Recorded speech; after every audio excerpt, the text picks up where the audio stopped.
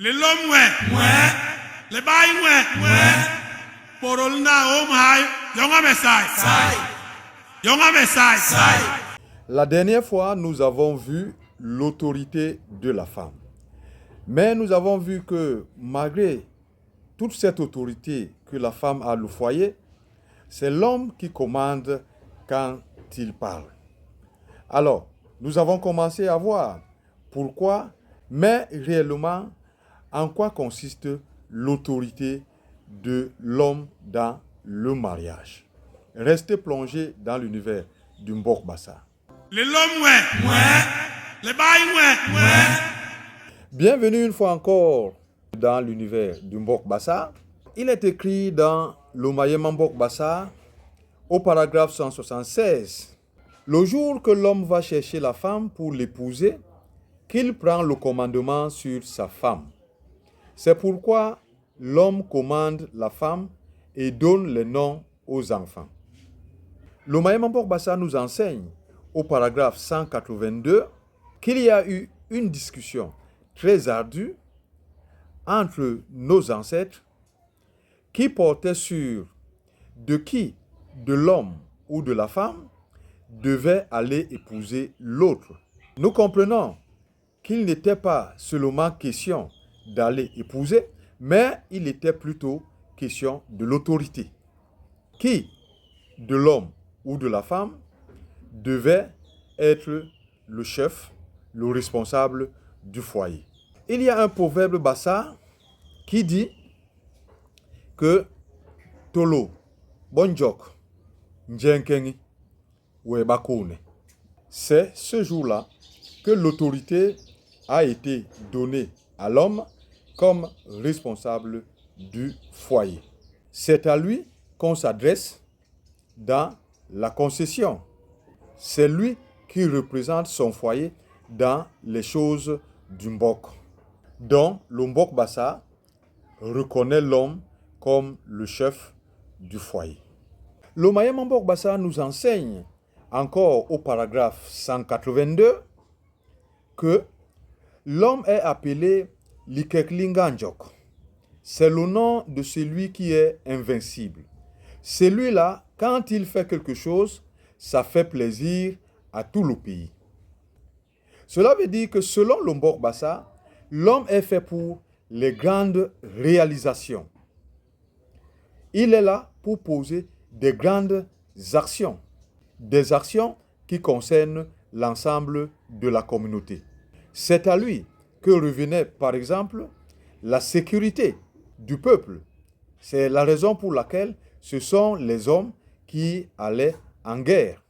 Nous savions que le peuple Bassa vivait dans la forêt et qui était exposé à des grands mammifères prédateurs tels que les éléphants, les lions, les panthères et autres.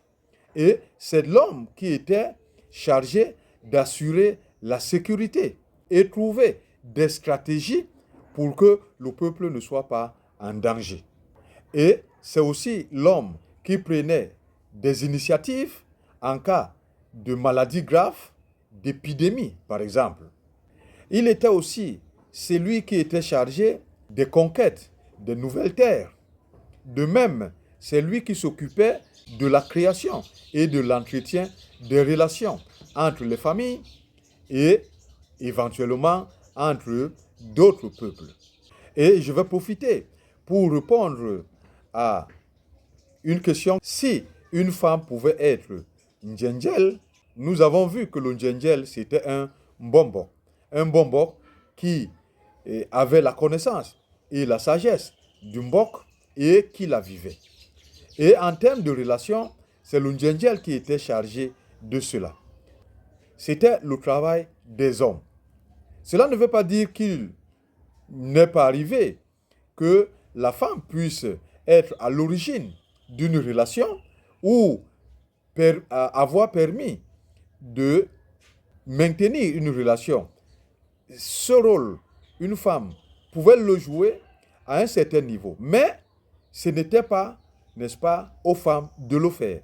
Parce que ce n'est pas que la femme était mise en marge, Mais nous devons comprendre que la société, le peuple Bassa était très organisé. La femme avait suffisamment de travail pour ne pas la surcharger. Elle devait s'occuper de la vie, des enfants, de la famille. Est-ce qu'on devait lui donner encore cette charge? Je ne pense pas que ce serait une bonne idée. C'est pour cela que ce travail était, n'est-ce pas, réservé aux hommes.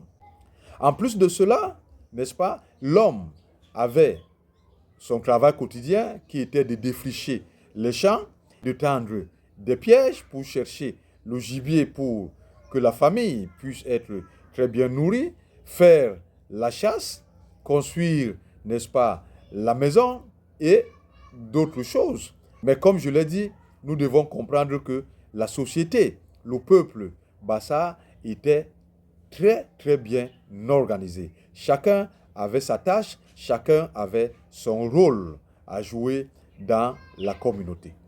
Concernant les relations avec la femme dans le foyer, nous avons vu que l'homme doit permettre que sa femme puisse causer avec lui, mais non seulement cela, que la femme puisse aussi engager la conversation quand il le faut.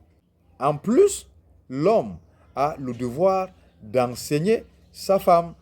Et nous le voyons dans le Mayema Mbok Bassa, qui nous montre comment notre ancêtre Mangal va enseigner à sa femme, à son épouse, Ngoma, comment faire le feu avec 3 modes de terre, Moudkama.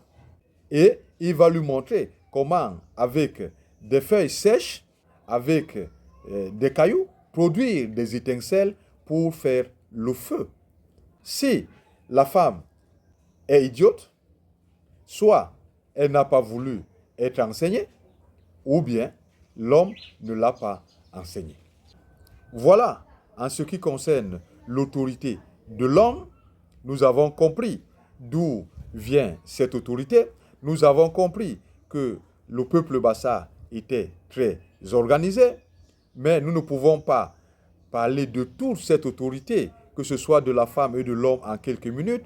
Nous avons juste essayé de donner les éléments nécessaires qui nous permettront de pouvoir approfondir au fur et à mesure que nous avancerons. En attendant, portez-vous bien, restez plongés dans l'univers du Mbok Bassa. Hilolombi Akonde Sayab Bibobasona. Thank you.